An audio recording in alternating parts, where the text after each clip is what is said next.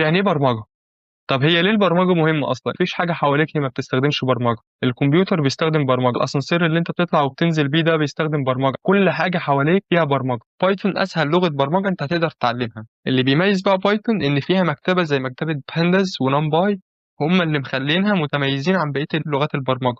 احنا ان شاء الله هنبتدي من السكراتش، هتعامل على كأنكم عمركم ما اتعاملتوا مع البرمجه قبل كده وما تعرفوش يعني ايه كلمه كود. ده كمان في تاسك كل سيشن، وفي تطبيق عملي على داتا لشركات حقيقيه، وبنشتغل على حسابك في لينكد ان، وبنطور لك كمان السي في. تخيلوا معايا لو احنا عندنا حاجة تقدر توفر عليا 4 سطور في وفر البرمجة كتير. أنا لو في حاجة عندي دلوقتي تقدر توفر عليا إن أنا أشيل 4 سطور من الكود، ده أنا ألجأ لها على طول، أروح لها جري.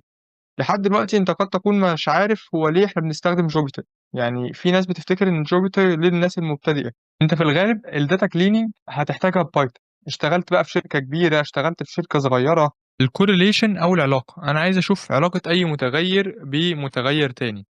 طب خليني بقى، انت اول ما هتبص على الهيت ماب كده للحظه قدرت تطلع كل الانسايتس، عرفت خدت بالك اهو ان ده ازرق غامق اهو الانemployment، علاقه عكسيه قويه مع الاوتو سيلز. يعني اكتر حاجه بتاثر على المبيعات مثلا الانemployment، الاتنين علاقه عكسيه، لما البطاله بتزيد المبيعات بتقل.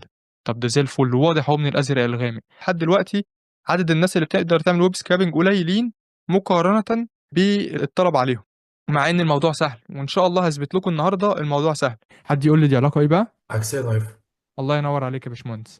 فالفكره هنا خلاص، احنا عرفنا ازاي بقى نعرف العلاقات، نقدر نبص على كل الكلام ده كله، ونقدر نعرف فين العلاقه القويه، ونقدر نطلع انسايتس، ونقدر نشوف ايه اللي علاقته قويه بالتاني، والدنيا دي تتظبط معانا بطريقه سهله بعد ما عرفنا الاساس.